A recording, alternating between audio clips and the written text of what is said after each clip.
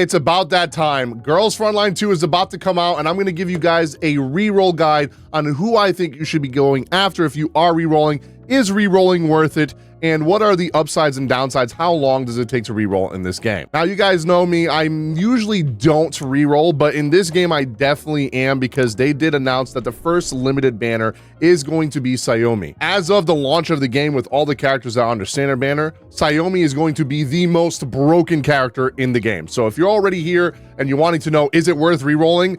100% yes if you're free to play. Trying to reroll for Suomi is going to be incredible for your account. She makes autoing the game so easy because the way her kit is built. But before we get into all of that, I'm going to tell you guys the process and how to do it. Is it worth it? The two different methods that we have to do it. And if you're going to be able to use guest account, all that stuff on the global version. If you guys want to stay up to date on Girls Frontline 2 guides, videos, anything to do with Girls Frontline 2, I will be covering it mainly on this channel, not my main channel. But if you do want to see more videos for Girls Frontline 2, make sure you guys hit that subscribe button and like the video if you guys enjoyed it. Now, without further ado, let's get into the process and show you guys the process for rerolling in Girls Frontline 2. Now, before we get into the process, I do want to say if you are rerolling and you get either Sabrina or Paritya, I don't even know if I'm saying her name right, hopefully I am, but if you get either of those two characters, just reroll again, because unless you want their dupes, because you will be getting them for free just by playing the game as like mission rewards. Now, unless they do something in the global launch that's different from CN or from the beta that we had on the global side, there may be a reason on why you may not want to reroll. It's not as easy in this game as it is in other games. You can't just delete your account and start over and just go instantly into the reroll process. You have to start over every time and get past the tutorial stage and get through chapter 1, 2 to be able to do the summon, which takes about 10 to 15 minutes depending on how fast you are. Now, that's not the only thing that makes rerolling in this game difficult. They also have a beginner banner in this game that is going to give you a higher chance of getting an SSR faster, just like you can do in Star Rail or Withering Waves or ZZ. Any game that's had a beginner banner where you got from 1 to 50 pulls, you have a chance of getting an SSR, and once you get to 50, you get a guaranteed SSR. The beginner banner gives you a 0.6% chance of pulling a character. I believe on the beginner banner, that is because you only have characters on that banner, whereas the standard banner, the rate is 0.3% because it has weapons and characters. So I didn't even think it could be possible to be lower than Gacha, you know, Genshin or even Fate rates, but damn, the rates in this game are pretty bad. So if you're aiming to get a specific character from the standard banner, just know it is going to be very difficult for you to do so, unless you get really lucky. Also, I would like to preface on that beginner banner, you could also get more than one SSR on that beginner banner. You're not just limited to one and then that's it. You also don't need 50 summons. It is 1 to 50, but it's a 20% discount when you do the 10 pulls. So you technically only need 40 tickets. So you are getting 20 from the pre-reg. If you want to go the extra mile, which we will talk about here in a second, of doing a longer reroll process to get the 40 summons, then that'll be up to you, but that is a much longer reroll. And if you're going to be rerolling for the limited character, Suomi, who is the most broken character in the game at launch, it is going to be even more difficult because the game only gives you very small amount of premium currency that early on after doing the tutorial and unlocking summons in the pre-registration. Most of the pre-registration is standard banner tickets, or you could use those on a beginner banner as well. While the limited currency, you only get enough to do 4 single pulls. So you're gonna have to get extremely lucky on those 4 single pulls, and then if you don't, you're gonna have to back out and restart all over again. Don't even waste your time trying to do standard summons if you're trying to go for the limited character, because obviously you didn't get the limited character, you're gonna want to restart. So there's 2 methods you could do for rerolling. I know the game has a PC client, but for rerolling, obviously the best method to be doing the reroll process is using an emulator. I'm not gonna explain in this video how to do an emulator with multiple instances. You guys can look that up on YouTube. That's a whole separate guide for a whole separate video that I don't want to get into and make this video so super long. But essentially, you could do multiple instances of your emulator, which creates clone instances of your emulator that you're playing on. So you can open up like however many your computer can handle. You can do 5, 6, 7, 8, 9, 10. Some PCs can handle a lot of them. Some can only do 2 or 3. When that happens, you will literally just control one emulator, and all the other emulators, whatever you're clicking on, that one emulator is going to happen to all the other emulators. Since the game is somewhat technically turn-based, it will be pretty easy for you to do that on here. It's kind of difficult to do for action gacha games, but for this, it's pretty easy. And then instead of just doing one reroll at a time, you'll technically, if you're doing like 8 emulators at a time, you'll be doing 8 emulators, 8 accounts at the same time. So you'll be able to get much faster what you want in the game. And you're going to want to always log in as a guest. So thank God this game has guest login, so you don't have to create a bunch of spoof emails to, do the reroll process like a lot of other games are making you do nowadays. You could also do the salt method if you guys have never done that before. The salt method is essentially if your email is legionsHasBigFeet@gmail.com, you could just do legionsHasBigFeet +1 at gmail.com, and then you just keep going up and up and up and up. That creates like fake emails that you're able to use without actually having to create that email. So that's another way that you could do that as well. It's a little bit slower though. So obviously step 1, what you're gonna wanna do is log into the game with a salt email or either choose the guest account. Then like I said, you're gonna complete the tutorial and then stages 1 through 2 to be able to get to the summoning stage where you get all the pre-registration. You're gonna go to the mailbox, claim your rewards, and I'll also link a couple of codes that you guys can redeem in the game that give you a couple of extra summons. You're then obviously gonna use your pulls, and then you're gonna see what you got. If you didn't get what you want, then you're gonna repeat the steps until you get essentially what you want as a character. Now remember what I said earlier, there's 2 different ways to reroll. There's going to be the longer way and then the easier way. Let's talk about both of them now and explain what Pride to Win likes to call the hell path. I am going to be using Pride to Win's reroll guide here to explain it to you because they have played the CN version. I unfortunately cannot get into the CN version. I've only played the beta. So let's get right into it. They call the difficulty for rerolling the harder method hell path.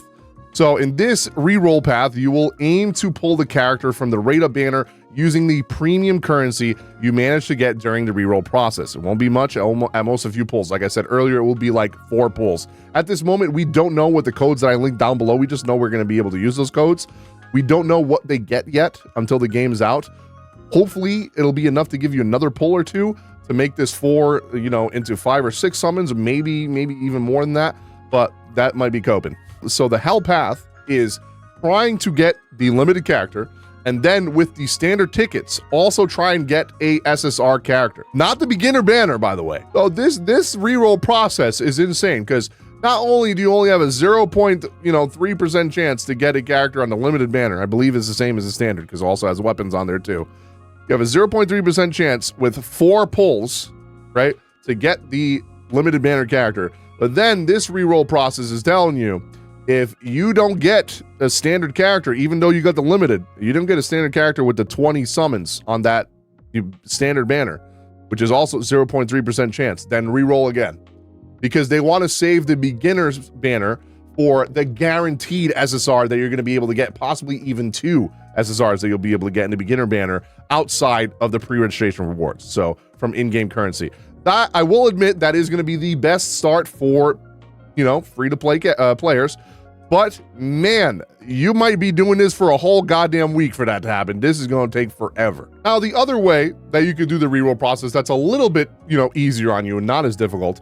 Now, the other reroll process that's not as difficult, while still being somewhat difficult, you're going to want to take the pre-registration rewards, which is going to be the 20 tickets that they gave you for the pre-registration, and you're going to want to use 10 tickets on the standard banner, try and get an SSR on the first pull, and then you're going to want to use your tickets on the beginner banner and try and get another character. Start with 2 SSRs. The only difficulty to that is you're only going to be summoning with 20 tickets, which could lead to you re-rolling quite a bit because you don't know if you're going to be able to get a SSR character back-to-back like that, even if the beginner banner has a higher rate than the standard banner. Yeah, both ways kind of suck now that I think about it, but you could just re-roll until you get something on the standard banner and then say, screw it, I'm good with this, and then just go on the beginner banner after that with the stuff you get in-game. That's the probably easiest method, so that could be the third method, while not as viable as starting off with 2 SSRs with just their pre-registration and saving everything else for either the limited banner or other characters coming out down the line. But yeah, you know what? Let's get into now who to actually go for, because man, it's kind of depressing seeing how ridiculous the reroll method is going to be. There's going to be people rerolling for days, if not weeks, for this game. Now, before I continue, a lot of people are probably going to say, what about rerolling for weapons? Aren't you going to need weapons? That's not really mandatory, because you can get, from pulling on the standard banner, you can get tokens to use in the exchange shop, and you can exchange that currency for getting weapons from that shop. And from what I've heard from a lot of CN community is that you don't really need the limited weapons as much. You can go through the game with a lot of the weaker, like 4-star weapons or standard banner weapons for your characters down the line. Now, the first character, and I think the most important character that you should go for, is Tololo. He is a character that can move twice in one turn and do a crazy amount of burst and single target damage. Being able to gain 2 action phases means she can move and attack twice at the start of the battle, giving her huge flexibility and burst damage potential. She also has debuff and CC control abilities, which makes her the best packaged character that gives you a lot of options to deal with almost every situation in the game. Now, the one downside to her I will say is at the start of Global, she's going to be super strong, probably the strongest DPS in the game. But over time, as I have seen the CN community talk about, she will be power crept over time, which happens in every gacha. You should know pretty much any gacha that you've re-rolled in, besides a select few characters, which I will go over one character that's still broken in CN as of a year later right now. She is going to be one of the characters that is power crept down the line. So let's go over her pros and cons. She's a low-cost operator that has 2 CD skills and 1 ultimate skill of index cost. All of her skills can be used at the start of the battle. Her base skills have good damage and get better when she has buffs. Her passive has an innate critical rate and critical damage permanent boost. Her neural helix keys help enhance and make her better throughout early, mid, and late stages. She also isn't a dupe reliant character, having just 1 dupe being enough to make her super strong. Now, her downsides are she needs an allied Hydro unit to continue to stack her permanent critical rate and critical damage boost. And the problem is Hydro characters are heavily limited with only Sabrina and Kolfni available. Her damage also lags behind other DPS in the current CN meta. So like I was saying, she will be power crept, but as a start, progressing through the story very early on, not needing dupes or anything like that, she is a very good character to go for. But I think the character that I'm personally going to re-roll for is Qiongjiu. I hope I'm saying her name right. Qiongjiu excels at doing single target damage, providing indirect DPS to the team through action support. And since she can deal both burn and physical damage, she's more versatile and can find a spot in both single target focus teams and burn teams, which is her preferred option as a dot team. She will make your weekly bosses a breeze once you learn how to properly use her. I will say that early on in the global version, she will struggle a bit as she's not really good in the early mid game and is not a beginner friendly character as she is reliant on teammates to work. But even still, in CN, like I said, she's still currently one of the strongest DPS characters and considered the most future-proof standard character who gets even stronger with dupes. She's a top tier single target damage dealer that's even still meta in CN a year later. He also provides a steady amount of DPS through action support. Her action support also has low cooldowns, allowing her to continuously provide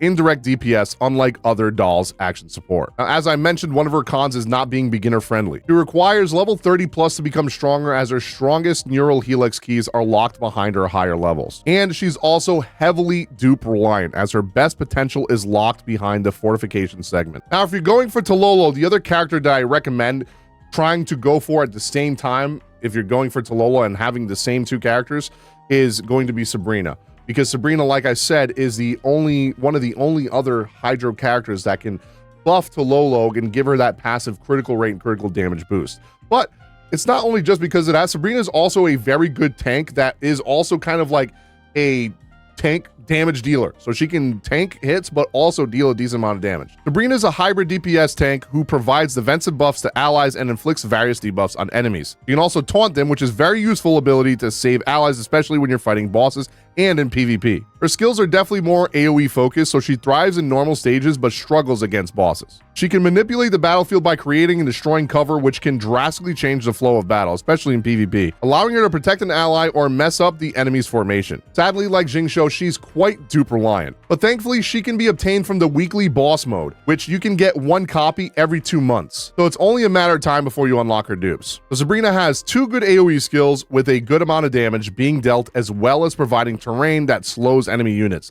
Terrain can be further used by Sabrina to remove said terrain and deal extra damage to enemy units. She can destroy destructible cover easily, and her meal preparation skill is not impeded by cover. She can also self-heal her stability index without the need of any support T-Doll. Like I said earlier, she synchronizes well with Tololo. Her passive allows her to apply a Hydro element debuff to the target, allowing Tololo to exploit phase weakness, as well as providing Tololo her permanent critical rate and critical damage and permanent boost stacks. Her counterattack can deal 4 stability damage, and her self buff increases her damage based on her defense. And like I said, she can also be farmed long-term, as her dupe tokens can be acquired from the weekly boss battle. She doesn't really have many cons, but as I said earlier, she is pretty dupe reliant, as her fortification segment 5 is highly recommended to get, which requires 5 dupes. This makes it so she can use her ultimate skill and attack, increasing her flexibility as a hybrid tank DPS. And the other con is her best neural helix key is unlocked at level 60, which you won't get for quite a bit. Now, the last character that I'm going to recommend is Mosin Nagant. She excels at single target long range DPS, dealing electric element damage, providing action support, and applying CC on enemies. She's very,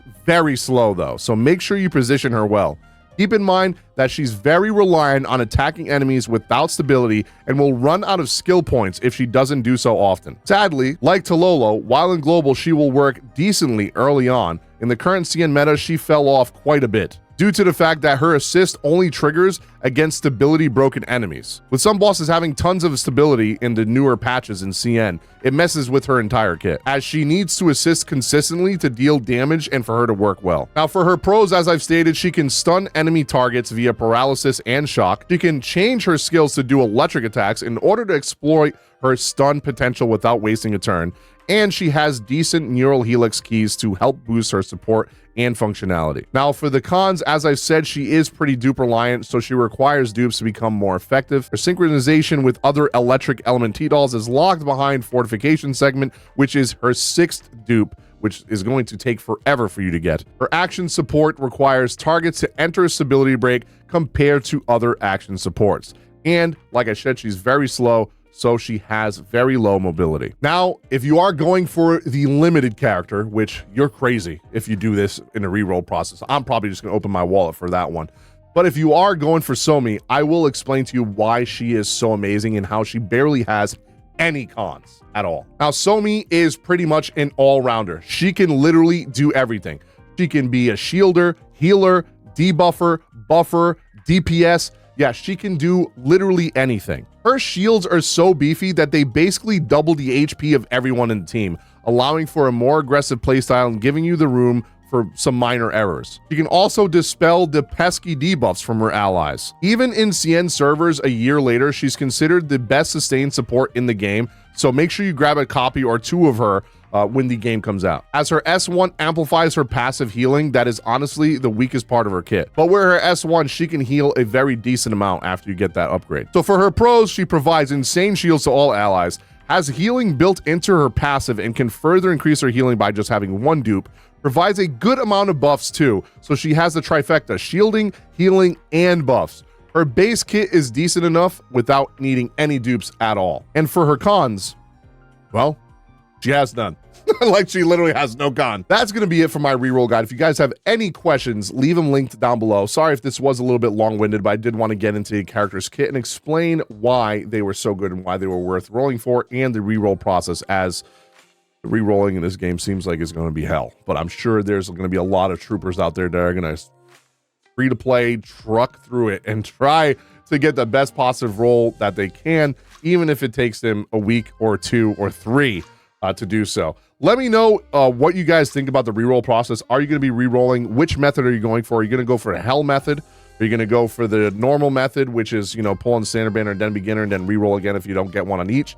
Or are you just going to do the easiest method, which is try to get at least 1 on the standard banner and then move on and play the game and just pull on the beginner banner after that? Thank you guys so much for watching. Like I said earlier, if you guys have any questions, leave the comments down below. And if you guys enjoyed this video and it helped you out a lot, make sure you guys hit that subscribe button and like the video. It helps me out a lot. Thank you guys so much for watching, and I'll see you all on the next video.